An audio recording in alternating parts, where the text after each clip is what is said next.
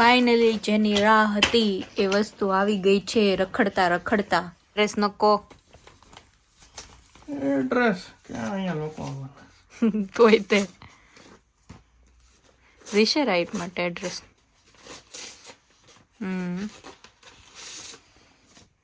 Finally હું છે આ કાગળિયા. હાલો ભાઈ, ભારત ગણરાજ્ય પ્રવાસી ભારતીય નાગરિક કાર્ડ મારવાના આવે અહીંયા. આમાં શું થયું ખબર? એ લોકોએ 20 દિવસ પહેલા કુરિયરમાં મોકલી દીધું હતું, પણ એ DHL કરીને કંપની આવે ને એને મોકલું હતું. એ લોકો ક્યારેય અટવાડતા નથી એવી રીતના કાંઈ, પણ DHL વાળાથી ભૂલ થઈ ને તો એ કંઈક બીજે વહી ગયું.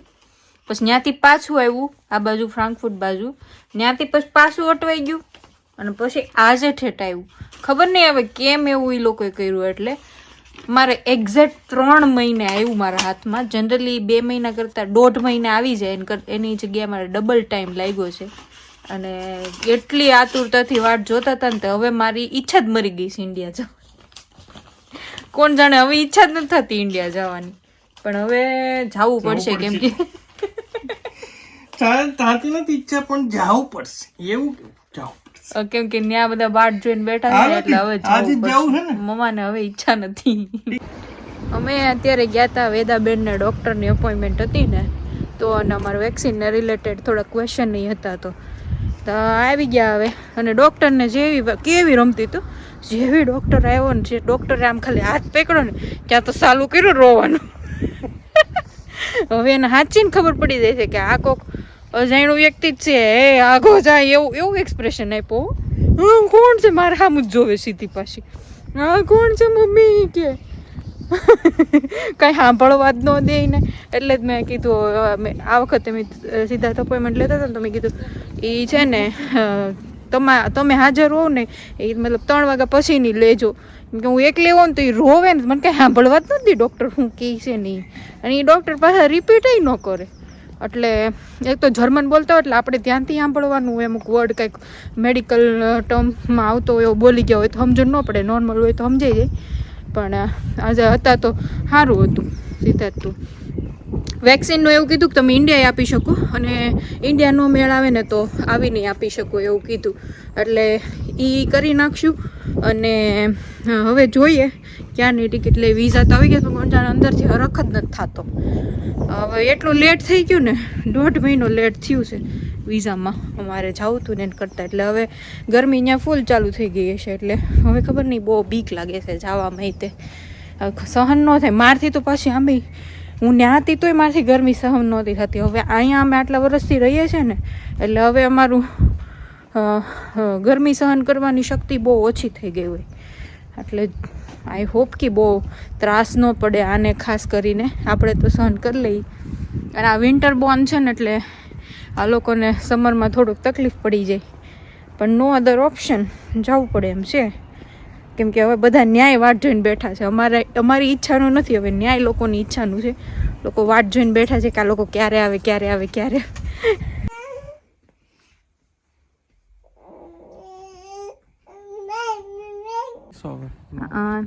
બહાર આવે છે બેહવા, અને આમ જો કેવું અંધારું થયું. માયને ગયું તો ઓહો કેવું અંધારું થયું. અને અહીં સનસેટ થાય છે બ્યુટીફુલ. આ બાજુ એકદમ ખુલ્લું છે અને આ બાજુ એવું અંધારું થયું છે. હિંચકો ખાલી નથી, અમે બેઠા જ કોક, એટલે અમે અહીંયા બેસી ગયા બાકડા ઉપર.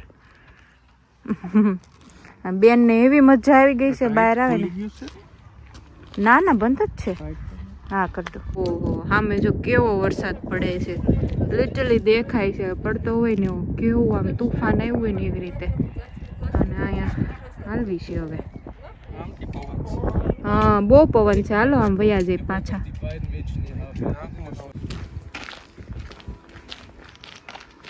બંધ થઈ ગઈ ગાતી. જેવું પ્લે બટન ચાલુ કરો ને બસ. ના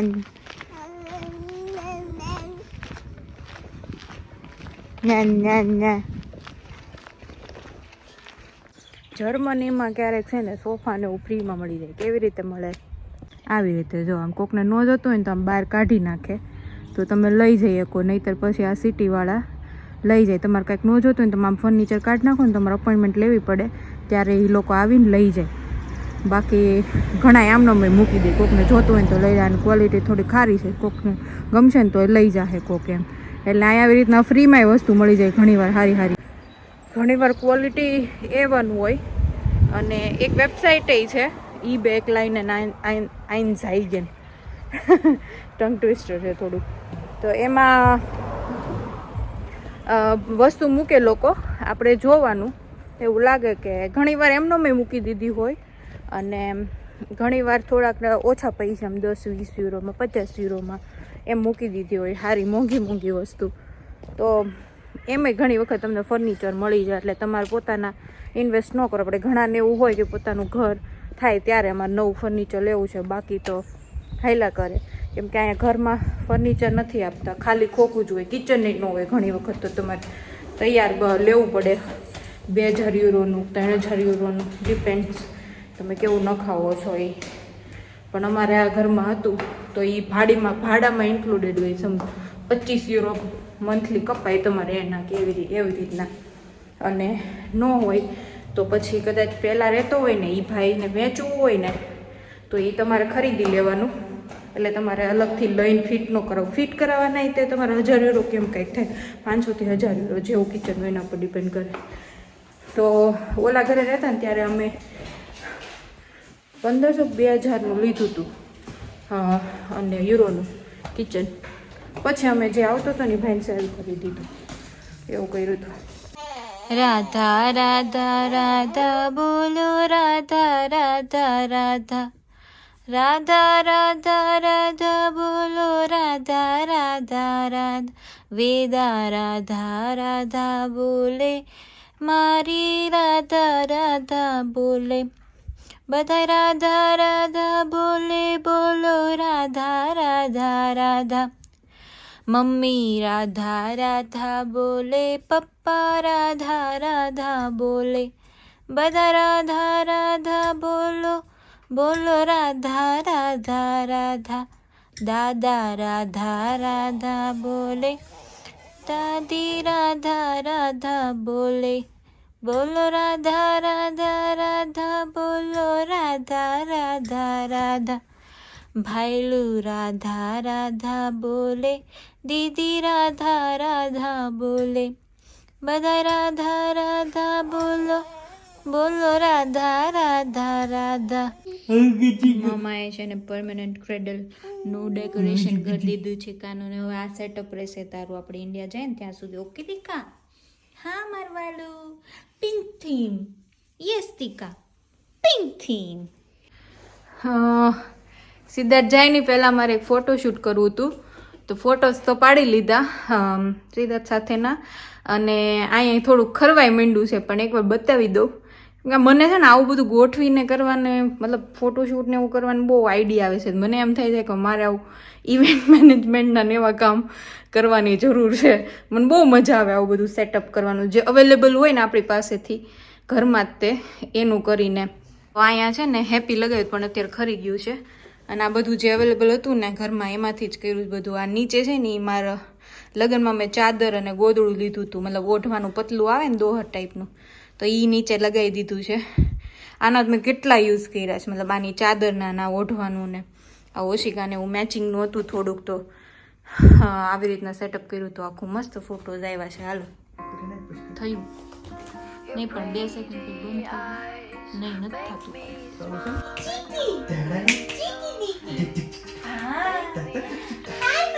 થતું. હાલો મોજામાંથી હાથ કાઢી નાખે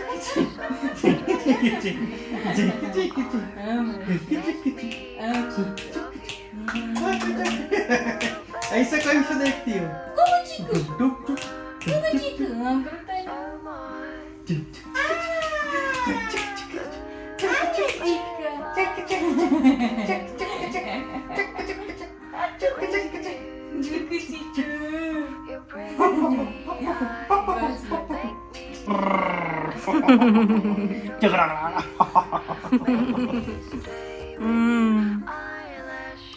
Papa. Hey, Papa. Leave it, Papa. ખતમ ટાટા બાય બાય હા ખતમ ટાટા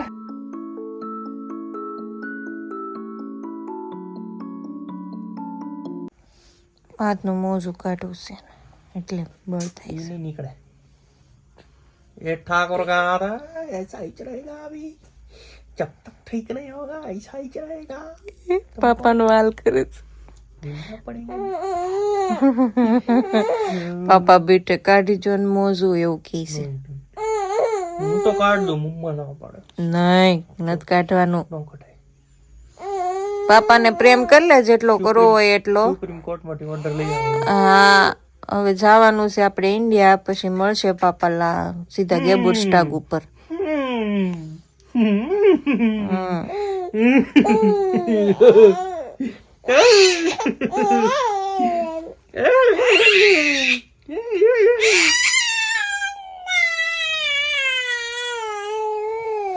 કોવડો સૂર લગાડ્યો